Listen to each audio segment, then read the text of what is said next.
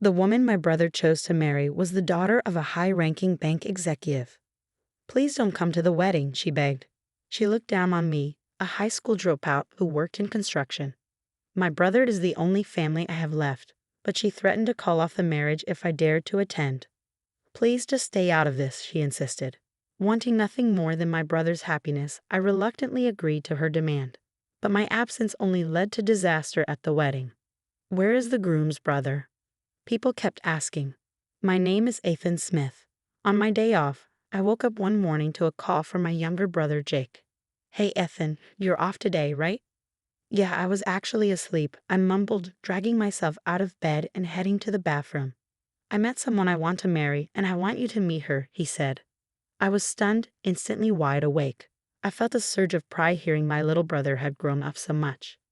Jake and I had always been close.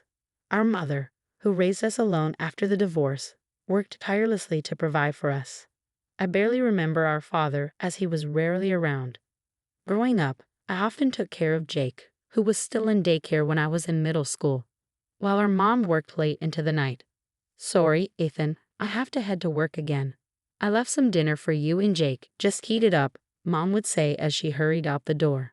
Okay, I'll give him a bath first though, he's been falling asleep in the middle of dinner lately, I'd reply. Thank you, Ethan, I appreciate it.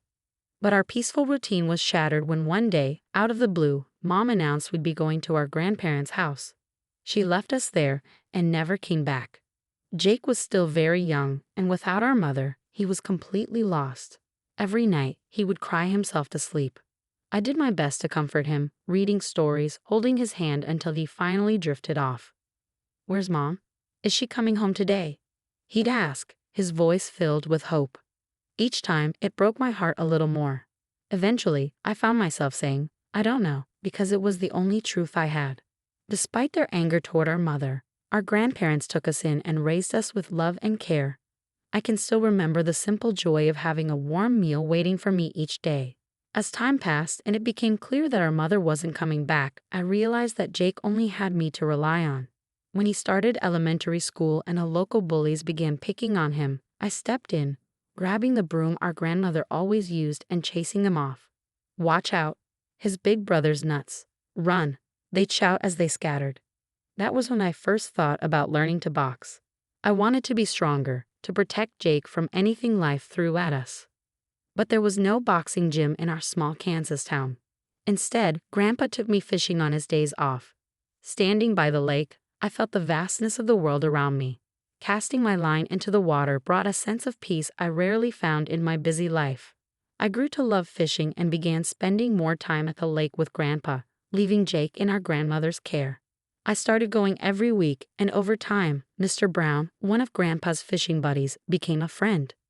There was something comforting about Mr. Brown. He reminded me of what my father might have been like if he were still around. His presence always brought me a sense of happiness. One day, as we were fishing, Mr. Brown asked, Do you have any idea what you want to be when you grow up, Ethan? Well, I want to be an office worker, just a regular job, I replied. I want to earn enough to make life a bit easier for Jake and our grandparents. Ethan, you've got a heart as big as the ocean. You'll be just fine as long as you keep working hard, he said. Those words have often been a source of strength for me. When high school came around, I threw myself into my studies with the hope of securing a good job. But life took a tragic turn when my grandmother fainted one day. She was rushed to the hospital, and soon after, my grandfather also collapsed and passed away. We managed to arrange a small funeral with the help of the local funeral home, given our circumstances. Since our grandmother couldn't attend, Jake suggested we visit the fishing spot to find Mr. Brown, believing Grandpa would be lonely without him. When we told Mr. Brown about our grandfather's sudden death, he wasted no time in preparing and attended the funeral the next day. I'm so sorry for making you worry, Ethan. I'll get better soon, my grandmother said from her hospital bed, her voice weary and downcast after Grandpa's passing. Just focus on getting better. We're managing at home. Jake will be starting middle school next year. He's old enough now, I reassured her. Well then, there are some things I need to tell you, Ethan, she said during her hospitalization. She shared important details about our household and finances. Just when it seemed she was on the mend, her condition took a sudden turn for the worse, and she passed away. With no other choice, I had to drop out of high school and start working at a construction site to support Jake and myself. I'm going to get a part-time job too, Jake insisted. You can't work part-time while you're in middle school. You need to focus on your studies, I replied. But I could deliver newspapers, he argued. It's fine. I'm earning enough. Don't worry about it, I reassured him. Despite my efforts to provide for us, Jake kept pushing to help out. I want you to focus on your studies, get into a good school, and eventually college so you won't have to worry about work later. I'm willing to work as hard as necessary to make that happen, I told him. Eventually, Jake took my advice to heart. He concentrated on his studies, got accepted into a prestigious high school, and then moved on to college. Now, he works at a top-notch company and has a woman he's planning to marry. As his older brother, I couldn't be prouder. Can I bring my fiancé to your apartment on your next day off? Jake asked. Sure, that's fine. I'll make sure to tidy up. I'm looking forward to meeting her, I replied. On my next day off, I was a bundle of nerves as I met Jake's fiancée, Emily Garcia, for the first time. Nice to meet you. I'm Ethan, Jake's older brother. Please come in, I greeted her. Nice to meet you too. Do you live here? She asked, glancing around. Yeah, this is my brother's apartment, Jake said, noticing Emily's puzzled look. She seemed unfamiliar with the typical bachelor's apartment setup, but continued with the conversation. Yes, sorry, it's a bit cramped. I work at a construction site and usually only come home to sleep, so I don't mind the small space, I added, trying to ease the situation. I hadn't expected Jake to bring his girlfriend here. I met Emily through a client and we're planning to get engaged soon, Jake said with a proud smile.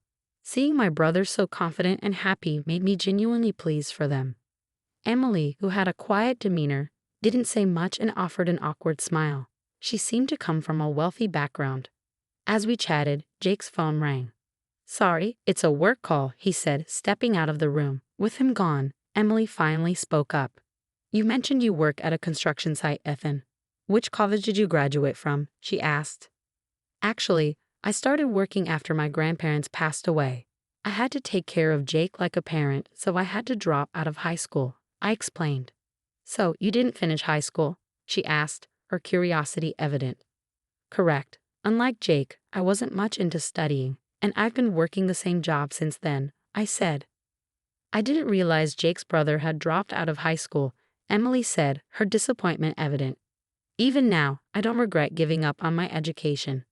But the harsh reality of how society often looks down on high school dropouts made me anxious about potentially causing problems for my brother. I assumed, Ethan, that you must have a prestigious profession given Jake's accomplishments, but I see I was mistaken, she said. A prestigious profession? That's not possible now. All I ask is that you don't interfere with our happiness, I replied. I have no intention of doing that. I want Jake to be happy, she said, though her forced smile didn't quite reach her eyes. I could sense she was putting on a facade. When Jake returned, Emily fell silent once more. I wondered if Jake was aware of her true feelings, but I wasn't sure how to bring it up with him. Ethan, thanks for spending time with us today, especially on your day off. I'm really glad you could meet her, Jake said, beaming with happiness. Shortly after, I received an email announcing their official engagement. Then, about a week before the wedding, I got a call from an unknown number. It was Emily. Hello, it's Emily from the other day. Do you remember me? Her voice brought back memories of our previous encounter, and I felt a twinge of unease. Of course, I remember you. Is something wrong? I asked to have a small favor to ask of you today, Emily said. A favor for me? If it's something for the wedding, just let me know. I'd be happy to help, I responded, eager to assist. Yes, it's about the wedding. Could you possibly not attend? She asked.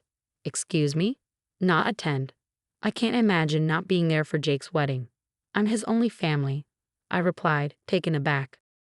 You might not be aware, but my father is a senior executive at a bank. It's considered inappropriate for him to be at a ceremony where the other party has no family present. We're thinking of hiring actors to fill those roles, she explained. Actors? Yes, there's a service that provides people to play the parts of family and relatives. We're considering that option, she said. And Jake is okay with this? I asked, skeptical. Well, the wedding is for me after all. I plan to discuss it with him. So could you perhaps tell Jake you have a work conflict? Please, it's important, she urged. I doubt Jake would agree to this. I want to celebrate his big day too, I said. If we don't do this, we might not even be able to hold the wedding. It took a lot to get my father's approval for our marriage, so please just don't interfere, Emily insisted. Are you saying that as the brother of your future husband, I'm an interference? I asked, incredulous. There was a pause on the other end, followed by a small sigh. I just don't understand why you, with no education or respectable job, feel entitled to attend. Frankly, it would be embarrassing for us, Emily said before abruptly hanging up. I was left in shock. For the first time, I felt a deep sense of shame about myself. I'm not impressive, just a high school dropout with a modest job, and it seemed my presence might even jeopardize their marriage. I didn't want to bring any embarrassment to Jake. That was the last thing I wanted. So I decided to call Jake. Hey, Ethan, it's unusual for you to call. What's up? Jake answered. Actually, about the wedding. I've got a work commitment that day that I can't get out of. I'm really sorry, but I won't be able to attend, I said. What? Why? I thought you had cleared your schedule for that day, Jake said, sounding surprised. I did, but as the supervisor on site, it's tough for me to take a day off. I made arrangements, but my coworkers insisted, you have to go that day. Congratulate Jake for us, I explained, feeling a wave of emotions. I understand. But if you can come, even if it's just for a short while, please do. I really want you there, Jake said. I'll do my best. If I finish early, I'll be there. Congratulations, Jake, I promised. Thanks. Please try to make it if you can. Promise me? Jake requested. After hanging up, tears streamed down my face. The fact that Jake wanted his imperfect brother to be at his wedding gave me a glimmer of solace. It felt like I was slowly regaining a bit of the self-esteem Emily had taken from me. On the day of the wedding, feeling adrift and with no particular place to go, I decided to escape my loneliness by going fishing. It's something I hadn't done much of since I started working. But I always had a favorite spot where I wouldn't run into any of my colleagues. As I cast my line into the water, the familiar act brought tears to my eyes once again. I was alone, and for a while I let myself cry freely, pouring out all my frustration, loneliness, and sadness for Jake into the ocean. After a good cry, I sensed someone's presence. When I turned around, I saw Mr. Brown standing there with a fishing rod in hand. Oh, Mr. Brown, I said, quickly wiping my tears with my sleeve and trying to compose myself. Mr. Brown had a warm, understanding smile on his face. It's been a while since you've been here, Ethan. What's got you looking so down? He asked. You're as observant as ever, I replied, feeling embarrassed. I shared everything with Mr. Brown. Why I couldn't attend the wedding, my feelings of frustration and guilt. I laughed and cried as I spoke. If anyone could understand and soothe my troubled heart, it was Mr. Brown. That's really tough, Ethan. You're an admirable man, and you have no reason to feel ashamed. I know that better than anyone, he said, giving my shoulder a reassuring pat. But what if my presence interferes with Jake's happiness? I asked, still uncertain. Do you think your brother will truly be happy if his big brother isn't there for his once-in-a-lifetime wedding? Mr. Brown replied. Well, I hesitated. Jake values you more than you realize, he said. I recalled Jake's words. He wanted me there, even if I was late. You should go. Come on, get going, Mr. Brown urged. Thanks, Mr. Brown. I'll go, I said, feeling a renewed sense of purpose. I rushed home to prepare for the wedding, each of Mr. Brown's words pushing me forward with determination. When I arrived at the venue, Jake and Emily were waiting in the backstage room. Bro, you made it in time. I'm so glad to see you, Jake exclaimed, his face lighting up with joy. Emily, however, looked visibly displeased. While this is inconvenient, she muttered under her breath. Why is it inconvenient for my brother to come? I asked, feeling a surge of frustration. I had to invite someone to fill his seat since he said he couldn't come. Emily replied, probably some sort of fake relative, I thought. As the time for the wedding entrance approached, Emily seemed more irritable and frantic than usual. I just wanted to congratulate Jake today, I said calmly. Emily's composure finally broke. Ethan, this isn't what we agreed on. Why won't you listen to me? We're running out of time, she shouted. That's because I'm Jake's brother, I replied. And what about brotherly love? I'm so tired of this. How would it look if someone found out that the groom's brother is a high school dropout? Emily yelled, even in front of Jake. My dad is going to kick you out, so don't move, she said, her frustration boiling over. Just then, the backstage door burst open, and Emily's father stormed in, looking flustered. Emily, where's Ethan? He demanded. Wait, what's going on, Dad? Emily asked, clearly confused. One of our bank's major clients contacted us in a panic. They said they're considering closing their account. When I inquired, they mentioned that it's due to your attitude toward Ethan, her father explained. What? Me? Emily interrupted. Yes, apparently, they're threatening to cease all transactions with us unless you change your disrespectful attitude toward Ethan. They view it as a matter of dignity, Emily's father said. Emily shot a sharp glare at me. Ethan, did you do something, like spreading rumors to damage my reputation on social media? She asked, her voice full of accusation. I have no idea what you're talking about. I don't understand how my name came up in this, I said, genuinely confused. Emily's attitude. Breaking the agreement?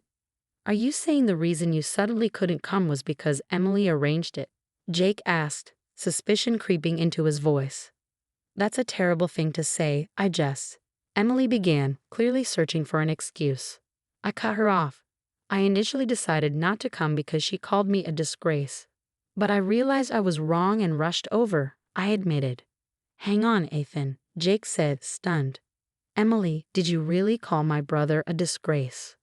That is well because. Emily stammered, struggling to find an explanation.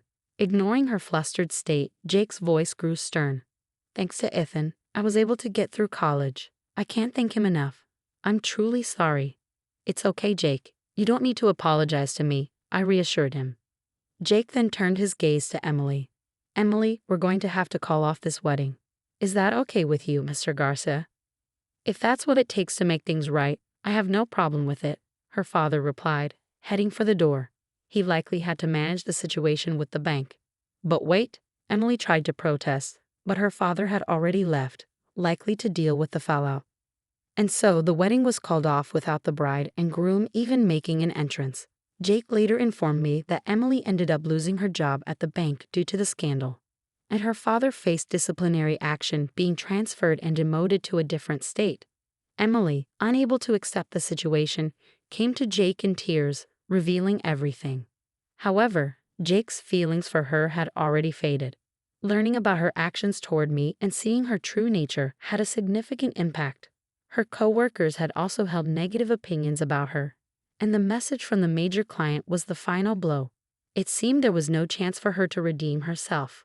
I'm relieved we discovered her true colors before the marriage, I said to Jake. Yeah, it's fortunate we found out, Jake agreed.